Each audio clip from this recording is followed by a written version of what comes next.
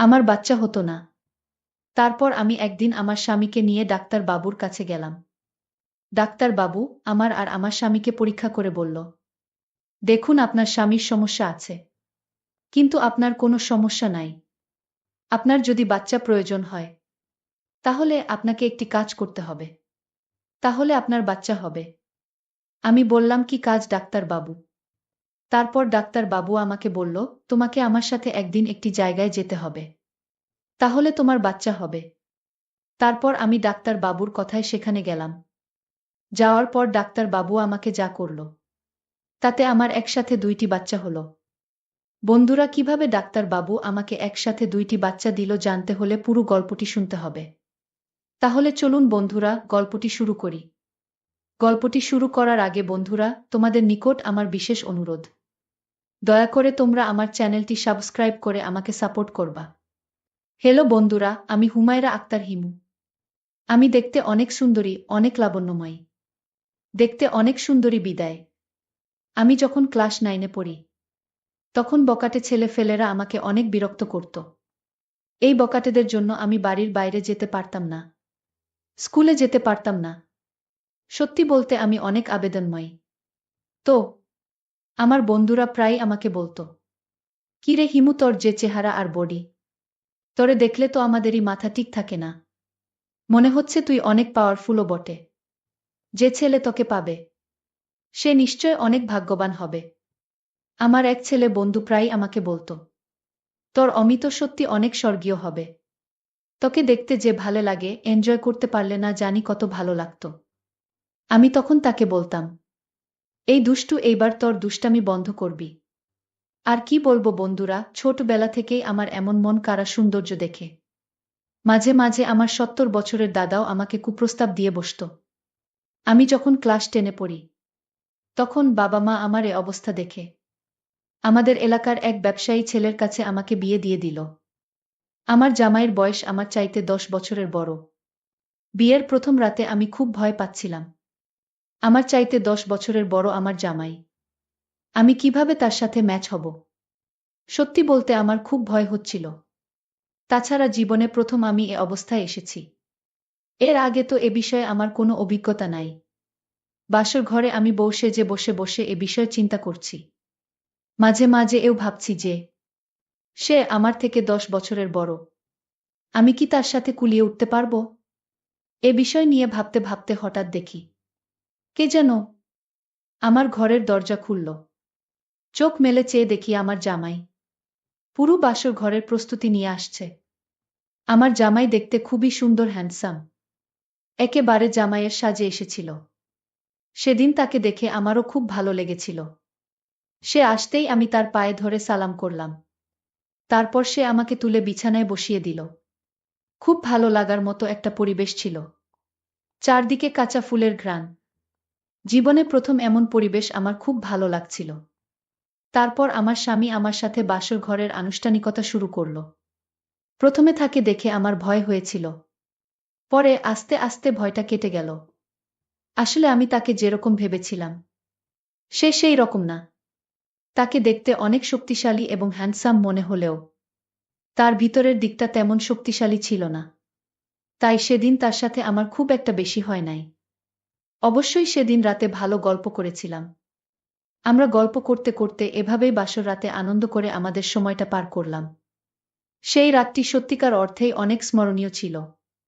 একটি মনোমুগ্ধকর রাত ছিল আমার জীবনে। সেই রাতে আমরা অনেক আনন্দ ফুর্তি করে আমাদের বাসর রাতের আনুষ্ঠানিকতা শেষ করলাম। এইভাবে আনন্দ ফুর্তির মাধ্যমে আমাদের দাম্পত্য জীবন চলতে লাগলো। দেখতে দেখতে আমাদের দাম্পত্য জীবনের প্রায় 3 বছর হয়ে গেল। কিন্তু আমাদের এখন পর্যন্ত কোনো বাচ্চা কাচ্চার মুখ দেখা হলো না। আর এই জন্য আমার স্বামী মাঝে মধ্যে খুব হতাশা ভোগ করত। আমি নিজেও হতাশিত হয়ে পড়তাম। তারপর একদিন আমার স্বামী আমাকে বলল, শোন হিমু, আমাদের মনে হয় কারো না কারো কোনো সমস্যা আছে। আর তা না হলে আমাদের বিয়ের 3 বছর হয়ে গেছে, এখনো কেন আমাদের সন্তান হয় না? এক কাজ করো, চলো আমরা ভালো কোনো ডাক্তার দেখাই, তাহলে হয়তো আমরা সন্তান সন্ততির মুখ দেখতে পারব। আমি বললাম, ঠিক আছে, তাহলে চলো আমরা একটি ভালো ডাক্তার দেখাই। পরের দিন আমি এবং আমার স্বামী একজন ভালো ডাক্তারের কাছে গেলাম। খুব নামকরা ডাক্তার। তার প্রশংসা আছে অনেক। ডাক্তারের কাছে গিয়ে আমি আমার বিষয়টা খুলে বললাম যে স্যার, আমার বিয়ে হয়েছে 3 বছর হয়েছে। আমার এখনো কোনো সন্তান-সন্ততি হয় না। স্যার, আমাদেরকে একটু ভালো করে পরীক্ষা করে দেখেন। কি সমস্যা আমাদের? তারপর ডাক্তারবাবু আমাদের দুজনকে পরীক্ষা করলেন। আমাদের দুজনকে পরীক্ষা করে ডাক্তারবাবু বললেন, মিস হিমু, আপনার স্বামীকে একটু বাহিরে পাঠান। আপনার সাথে আমার একটু পার্সোনাল কথা আছে। তারপর আমার স্বামীকে ডাক্তার সাহেব একটু বাহিরে পাঠিয়ে দিলেন। তারপর ডাক্তার সাহেব আমাকে বললেন, মিস হিমু, পরীক্ষার রিপোর্টে পরিষ্কার বোঝা যাচ্ছে আপনার কোনো সমস্যা নেই। সমস্যা আপনার স্বামীর। আর আপনার স্বামীর যে সমস্যা, আমার মনে হয় না যে আপনার কোনোদিন বাচ্চা হবে। আমার মনে হয় না যে আপনি কোনোদিন মা হতে পারবেন। তবে একটি কথা, আপনার যদি বাচ্চার খুবই প্রয়োজন হয়, তাহলে আপনাকে একটি কাজ করতে হবে। তাহলে নিশ্চয়ই বাচ্চা আপনি আশা করতে পারেন। তবে কাজটি খুবই গোপনীয়। এই কাজটি করার পর আপনি আপনার স্বামী সহ কাউকে বলতে পারবেন না। যদি বলেন তাহলে বাচ্চা হবে না। আমি বললাম, কি কাজ ডাক্তারবাবু? তখন ডাক্তারবাবু আমাকে বলল, তোমাকে আমার সাথে একদিন একটি জায়গায় যেতে হবে। সেখানে গিয়ে তোমাকে একটি কাজ করতে হবে। আর সেই কাজটি তুমি সফলভাবে করতে পারলেই তোমার বাচ্চা হবে। এর কারণ আমি এইভাবে আরও অনেক মহিলাদেরকে বাচ্চা দিয়েছে। আর তুমি যদি চাও তাহলেই কেবল সম্ভব। আর মনে রাখবা, এটা খুবই গোপনীয়। এটা কারো কাছে শেয়ার করা যাবে না। শেয়ার করলে তোমারই ক্ষতি হবে। বিষয়টি তুমি ভেবে আমাকে আগামীকালকে জানাবে। তুমি জানানোর পর আমি চিকিৎসার জন্য প্রস্তুতি নেব। আমি বললাম, ঠিক আছে স্যার। আমি আগামীকালকে আপনাকে জানাবো। আর আপনি এখন একটি কাজ করেন। কিছু ওষুধ লিখে দেন, যাতে আমার স্বামীকে আমি বুঝ দিতে পারি। তারপর ডাক্তারবাবু আমাকে কিছু ওষুধ লিখে দিল। আমরা ওষুধ খাওয়া শুরু করলাম। পরের দিন আমার স্বামী যখন কাজে চলে যায়, তখন আমি ডাক্তারবাবুর কাছে গেলাম। গিয়ে বললাম, ডাক্তারবাবু, এবার বলুন আমাকে কি কাজ করতে হবে। এখন আমি একা এসেছি। তারপর ডাক্তারবাবু আমাকে বলল, তোমার স্বামীর যে সমস্যা, তোমার স্বামী দ্বারা মনে হয় কোনোদিনই সন্তানের মা হতে পারবে না। তুমি যদি সন্তানের মা হতে চাও, তাহলে তোমাকে আমার সাথে বেশ কিছুক্ষণ সময় দিতে হবে। এখানতে নির্বে, যেখানে আমি তোমার সাথে কিছুক্ষণ সময় এনজয় করব। তাহলেই তুমি সাথে সাথেই বুঝতে পারবা তুমি মা হতে পারব কিনা। আর এই পদ্ধতিতে আমি অনেক মহিলাকেই বাচ্চা দিয়েছি। তুমি যদি আমার কথায় রাজি থাকো, তাহলে তুমি আগামীকালকে আমার বাংলোয় চলে আসবা। আমি কিন্তু তোমাকে অনেক আপন মনে করে কথাগুলো বলেছি। আর এই নাও আমার মোবাইল নাম্বার। আসার আগে আমাকে একটি ফোন দিয়ে আসবা। ঠিক আছে? এখন তাহলে তুমি আসো। ডাক্তারবাবুর কথা শুনে আমার সমস্ত গায়ের কাঁটা কাঁপতে শুরু করল। কি করব তখন? বুঝতে পারছিলাম না। আর এদিকে আমার সন্তান না হওয়ার ফলে আমার শ্বশুর শাশুড়ি এবং কি আমার হাজবেন্ডও আমার প্রতি নেগেটিভ ধারণা হয়ে গেছে।